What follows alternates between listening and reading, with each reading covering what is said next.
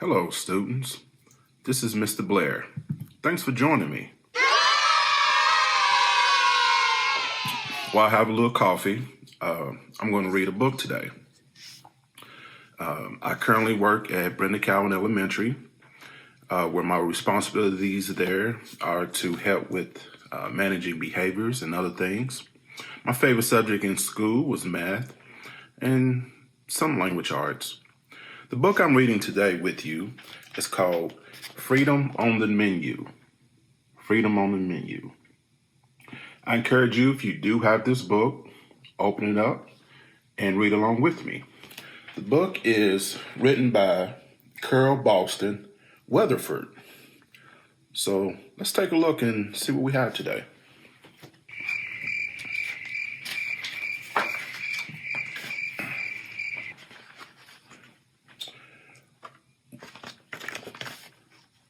Once, I watched a girl swivel a stool as she spooned a banana split. In the empty seat beside her was a purse almost exactly like mine. "Can I have a banana split?" I begged Mama. "Not here, Connie," said Mama. "I fix you one at home." "Won't be the same," I grumbled. All over town, signs told Mama and me where we could and couldn't go. Signs on the water fountains, swimming pools, movie theaters, even bathrooms.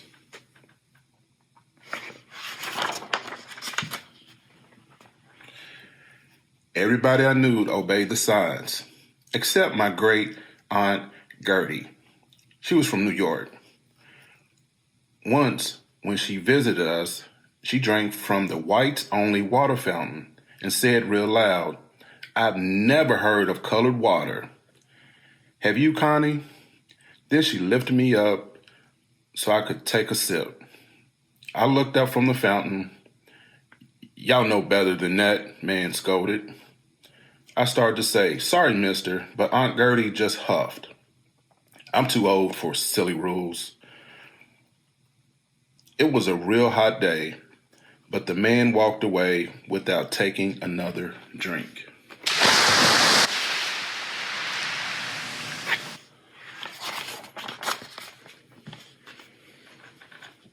There weren't any signs in the five and dime, but we still knew how it was.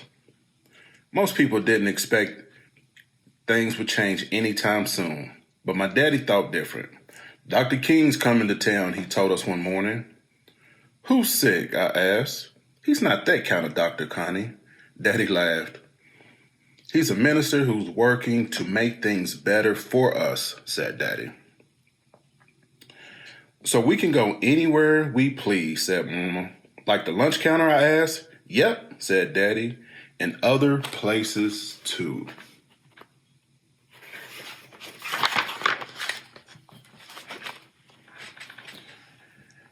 Later that week, our whole family went to hear Dr. King preach at the college chapel.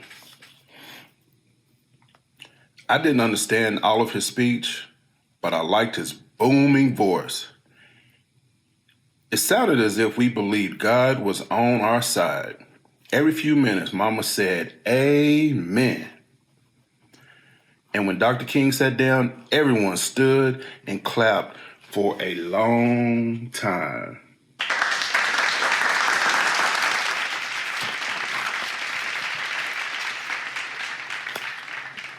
Soon after that, my brother and sister joined the National Association for the Advancement of Colored People.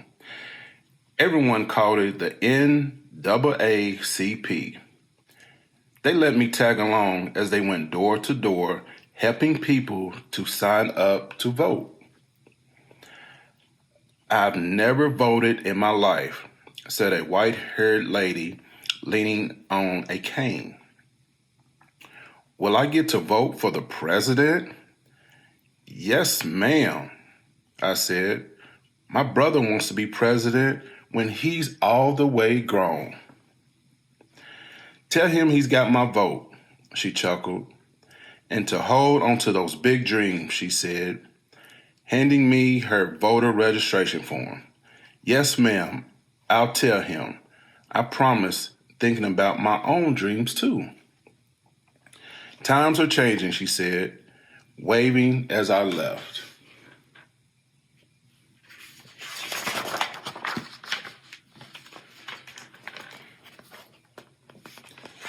Then one day, Mama and I went shopping downtown. We stood at the snack bar, just like always. I tugged at Mama's sleeve. Look over at the lunch counter. We know those boys. They're a set of brothers' friends from A&T College. Do they know they're in the wrong place? I whispered. Some rules have to be broken, Mama whispered back. I heard one of them order coffee and a donut, please. I'm sorry, we can't serve your kind, said the blonde-haired waitress, wringing her hands. The boys didn't budge.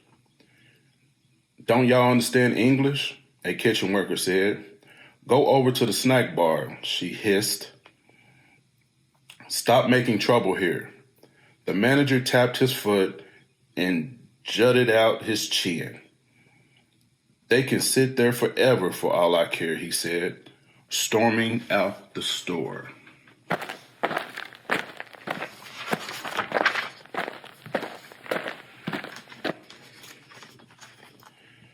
An old white lady came up to the boys. I'm so proud of you, she said, clear as a bell, so everyone could hear. I wish someone had done this sooner. The waitress kept wiping and re-wiping the counter, refilling salt and pepper shakers, sugar pours, and napkin holders. Suddenly, the manager came back with a tall policeman. Let's go, Connie said. The manager shooed us right out of the store and then put a close sign on the window. I couldn't wait to tell Brother.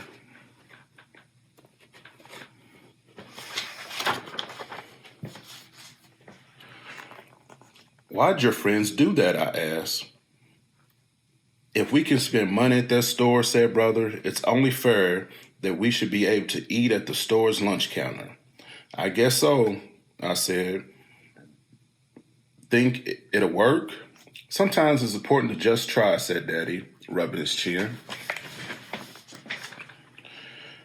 The next day, Daddy showed me the newspaper. The headline said, Negro students stand up by sitting down. They sat 4 hours, said Daddy, peering over the newspaper. I'll be too hungry to wait that long, I said. Connie, they didn't really want food, said Daddy. They wanted to be allowed to get it, same as if they were white, to be treated fairly.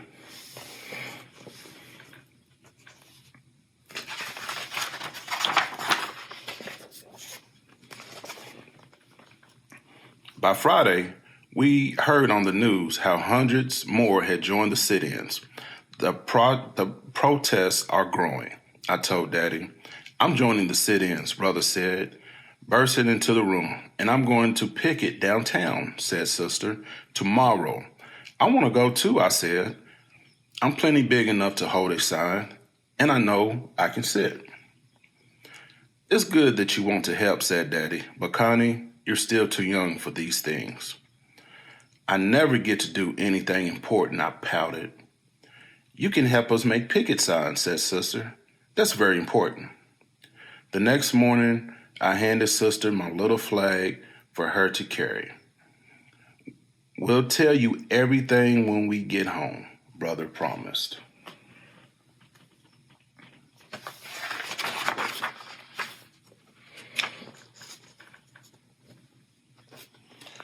Turns out, I saw the protests on TV. Hundreds of people walked up and down the sidewalks in front of the stores, restaurants, and movie theaters. I saw my own sister carrying a picket sign, and there was the back of Brother's head at the lunch counter. My own brother. I'm just so proud of them, said Daddy. Me too, I said. I just pray there's no trouble, Mama fretted. After a while, I watched the news on TV, almost as much as Mama and Daddy. One night, I saw a report on the sit-ins. That doesn't look like downtown, I said. Connie, the sit-ins have spread all over the South, said Daddy.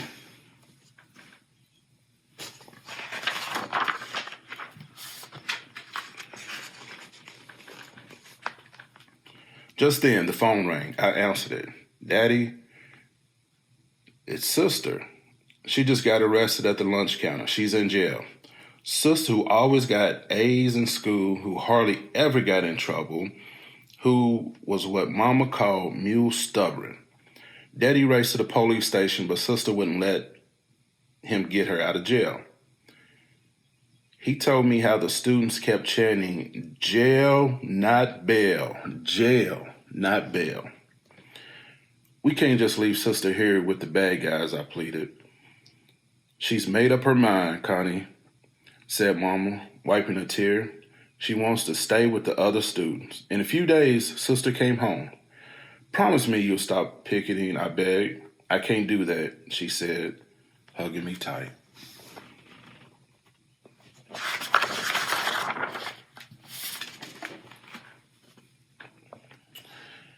Now, instead of shopping downtown, we had to order from the Sears catalog. Mom and I leafed through the big, thick catalog together, and she even let me help her pick things out. But we both knew it wasn't the same. How long before the sit-ins are over, Mama asked. Till folks get what they want, said Mama. That summer, Mama, Daddy, and I finally went downtown. When we passed Woolworth's, I heard someone shout, "They're serving them." Daddy stopped so fast that the brakes screeched and Mom and I jolted forward. We parked and ran to the lunch counter.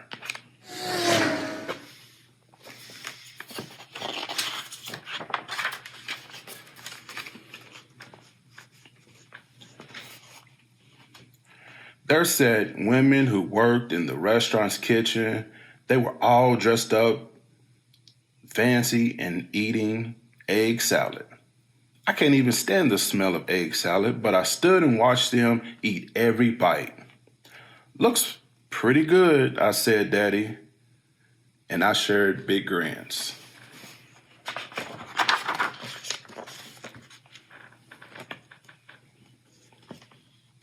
The next day, brother, sister, and I made a special trip downtown.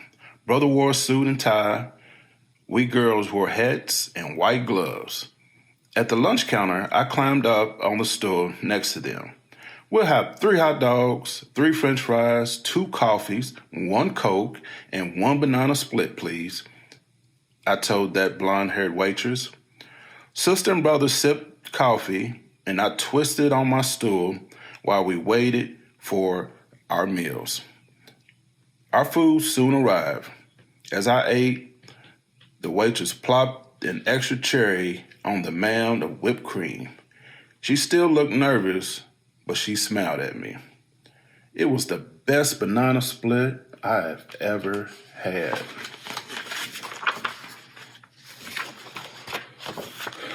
Again, it's a book. Freedom on the Menu.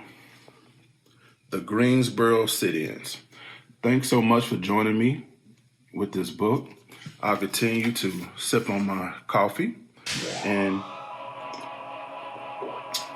I hope to see you soon. Thanks again.